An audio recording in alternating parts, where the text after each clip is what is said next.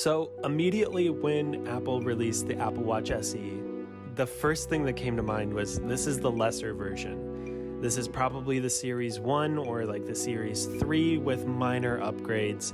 And boy, was I, and I feel like a lot of other people, wrong about that.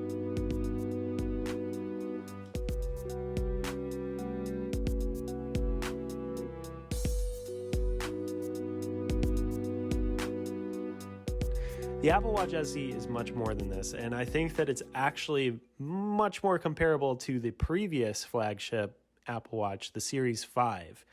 So when this was put alongside the Series 6, which the only upgrade to me seemed like either the quality of the watch itself or having an oxygen meter, I immediately decided Apple Watch SE, let's try it out. I just need a watch. I want a watch.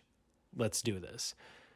So I bought the Apple Watch SE and I've had it 2.5 months now. I feel like a lot of people immediately think, like I thought, Apple Watch SE must be the lesser version, but I don't want to buy a Series 6 because it costs too much. This video is for the person that doesn't want to go for the Series 6, but is kind of interested in the SE, wondering whether or not it's worth it. For me, I think it's definitely worth it. A couple of the issues when Apple Watch was first released, and I was a major fan of Apple Watch. I bought it right out of the gates, Series 1, and I used it every single day for about 6 months. It ended up not being the best thing. And I think that the two reasons why I didn't keep my Apple Watch on me every single day is because, for one, I didn't have other people that I knew that had Apple Watch. And two, it would die within the day every single day, and I'd always have to charge it alongside my phone. It just got to be too much of a hassle. And these are basically the two main points in this video that I'm going to be talking about because, man, the Apple Watch SE is awesome. And these are the two reasons why. For one, the battery life is amazing. And I'm not even just talking about like you can get through a full day. I usually get through 2 full days before having to charge my battery. And it's been 3 or 4 sometimes where I've just gotten through it because I haven't been like checking the watch as much or using any of the app features that I use, like playing music or whatnot. It's just gotten through those days somehow. But I would say on average, what you can expect out of this is a day and a half, most likely 2 days. And I think that that is more than enough. Only charging my watch when making dinner or maybe an hour before I go to bed. I do wear this while sleeping. It has been a dream. It's amazing. It only takes about 15 to 30 minutes to charge almost fully. I think it's about 15 to 30 minutes because it feels so fast. And really only takes about 5 to 10 minutes to charge enough to last you for the day. I'll wear this throughout the day, get all my workouts tracked, all my calories, all my standing, message my friends, answer the calls, do the walkie-talkie feature, compete with my other friends, get all their data almost every single day. And my usage is pretty high with the watch. Basically, the battery lasts a really long time, and that's something that you probably shouldn't be worried about. This is one of the best batteries in a smartwatch that is available right now, and I think it's going to stay that way for quite a while.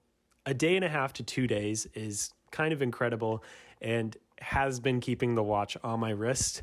There hasn't been a day that I haven't had this on, and the one day that I did forget the watch at home, just because I took it off to shower, which you don't have to do, but I did, I felt naked for the rest of the day. Hold on. What? Oh, it's my birthday, by the way. So battery life has been absolutely incredible. Every single day, it has lasted me the entire day, and that's basically the point I want to get across. That should not be your worry on why not to buy this watch. Thing number 2 is fitness and tracking and sharing that information with your friends is basically the reason why I bought this watch again and why I am continuing to really enjoy and appreciate having it on my wrist every single day. I have a couple of friends that are really into fitness, and I myself have been really interested in getting into fitness, but I have a pretty hard time keeping myself consistent and disciplined with it. They see when I sit on my butt all day. They see when I didn't do my exercises.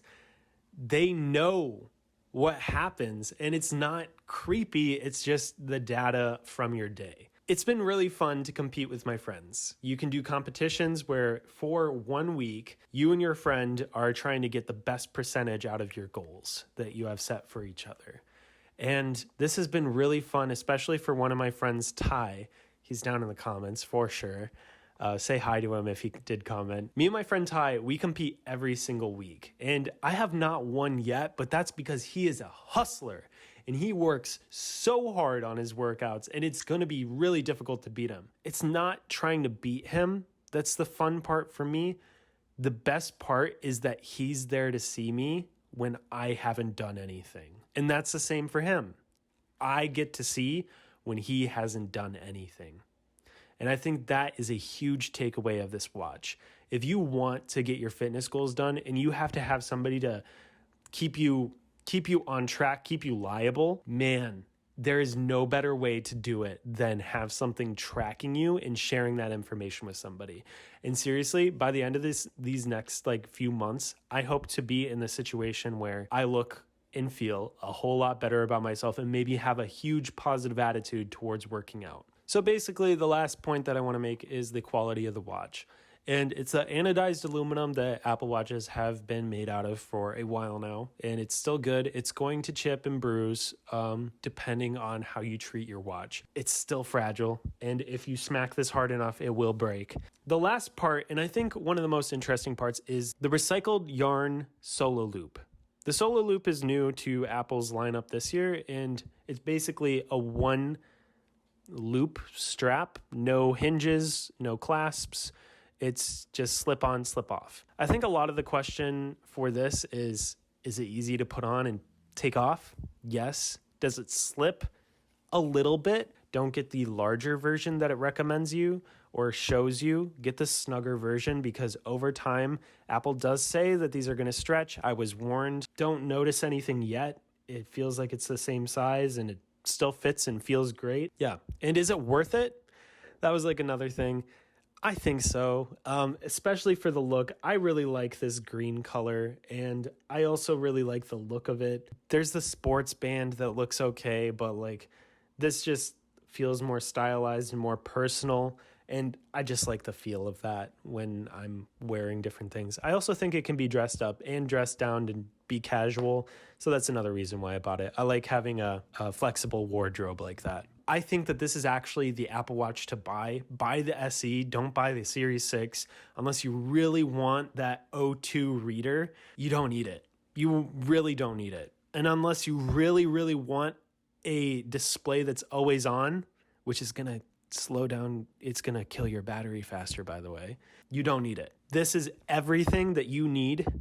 And it is the best Apple Watch that I could have asked for. I can't even think of a thing that I would want more. After a few months of the Apple Watch SE, I don't see this as a lesser version of the Apple Watch, but I see this as a true version of the Apple Watch, with the Ultra version being next to it. Thanks for watching this video. I do have one more thing to say. My name's Chich Bolt, and one of the things I really want to become is a YouTuber. I've always wanted to do it. And the way that a YouTuber becomes a YouTuber is by people like you liking and commenting and or subscribing to my videos. And I know that is something that every single YouTuber says, but that's literally how a YouTuber is made. By the algorithm. The algorithm knows when you like a video. The algorithm knows when you commented on a video, and the algorithm knows when you've watched a video in its entirety. The algorithm then takes that information and compares it to other people that have watched the videos you have watched. And if that person hasn't watched this video yet or another video of mine yet, the algorithm will then put one of my videos in their recommended. And they get the decision whether they want to click on it or just leave it. If you would, I'd really appreciate the favor of you liking and commenting on this video and possibly subscribing if you want to see more from me. Thank you so much for watching this video, and I'll see you in the next one. Bye-bye. Oh, also, you can subscribe here if you really want to, but this is my 2020 playlist. This is all the videos I've made in 2020, and this is the one that the algorithm thinks is best for you. See ya.